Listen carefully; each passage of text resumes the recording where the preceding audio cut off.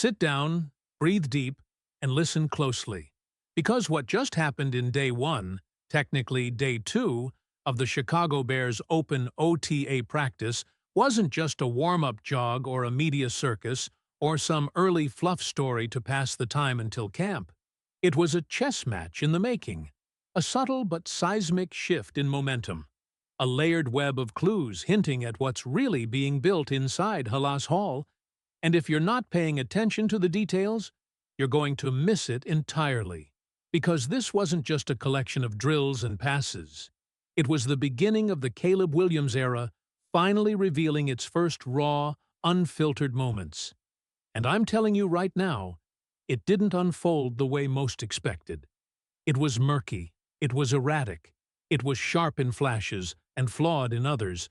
But that's the point, because what we saw was a team in transition, under pressure, auditioning pieces, and holding its breath. And I want you to understand that every single second that the media was allowed inside that practice was like peeling back the curtain on an operation that's moving faster and more aggressively than even insiders anticipated. And let me tell you, the first thing I noticed wasn't who was playing, but who wasn't. Because when names like Jalen Johnson, Kyler Gordon, Elijah Hicks, Terrell Smith, Ian Wheeler, T.J. Edwards, Braxton Jones, Brian Bates, Colston Loveland, Luther Burden, and Zach Pickens don't suit up, you immediately shift into detective mode, asking why now, why them, how serious, what does this absence say about the depth chart dynamics, where is the competition shifting, and though Andrew Billings was physically present, it was clear he too was being preserved like a chess piece not yet moved into danger. Which brings us to the field. And what we saw out there wasn't just practice reps. It was the first real tension point of the 2025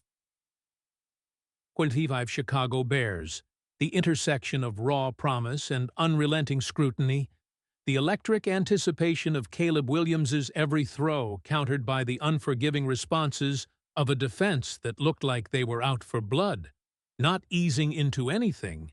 And yes, it started early.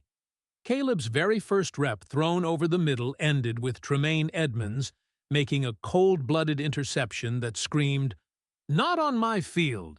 And when Jaquan Brisker snagged another pick minutes later on a ball intended for Rome Odunze, while Edmonds again blanketed coverage underneath, it was clear this defense came to test the rookie. And oh, they did. Not with smiles or soft zones, but with disguised coverage, closing speed, and anticipation that said, "We've read your scouting report too." And let's just pause right there and say, this is exactly what Caleb needs. Not empty confidence boosters, not sugar-coated praise, but resistance, friction, adversity.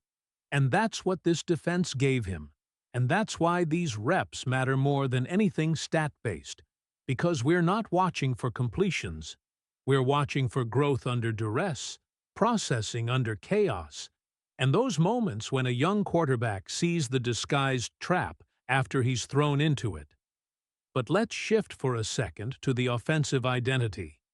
Because something is being built that's going to catch people off guard.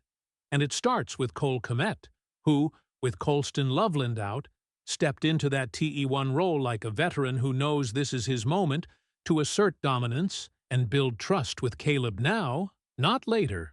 And trust me when I say the reps weren't wasted. Kmet was everywhere. Red zone, middle of the field, safety valve under pressure.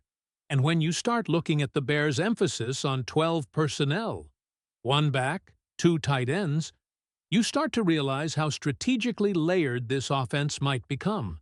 Because with Kmet and Loveland rotating across formations, shifting into H-back roles, faking split zone, then leaking into delayed drags or chip-and-release seams, you're creating mismatches by structure, not just talent, and Caleb thrives in those schematic windows. But here's the kicker. He needs the timing to be airtight. And that's what's being forged in these reps. Slowly, deliberately. But let's keep digging, because another storyline took me by surprise.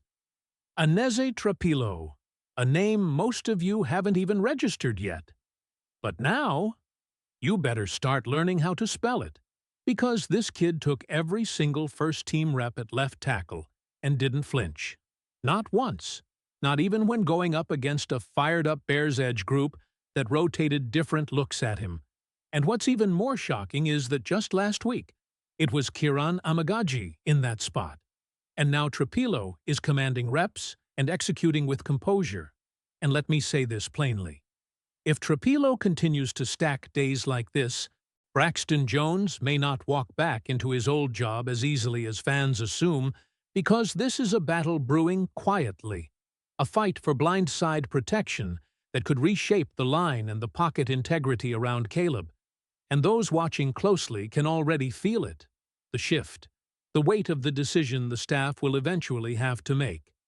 And that's why every snap matters, even in June. But while the trenches were sorting themselves out, behind them, a more intense transformation was happening in the backfield, and it's being driven by none other than Eric Bieniemy, who isn't just coaching running backs. He's reprogramming them. Watching him in drills was like witnessing a Marine drill sergeant and a tactician wrapped in one. Explosive footwork reps, sharp verbal corrections, constant intensity. He's demanding precision, cuts with a purpose, downhill movement without wasted motion. And what we saw from DeAndre Swift, Roshan Johnson, Kyle Monangai, and Travis Homer were flashes of discipline. And what matters here isn't just talent, it's identity, because Bieniemy isn't just coaching technique. He's building a backfield mentality. And with no pads yet, he's doing it all through muscle memory, rapid reaction, and decision-making under motion. But let me be clear.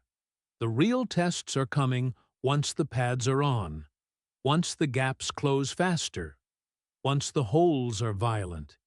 And that's when we'll know who's ready to own those 3rd and 3 snaps in November. But Bieniemy? He's not waiting for that. He's sharpening blades now. And that's why this RB room could surprise everyone.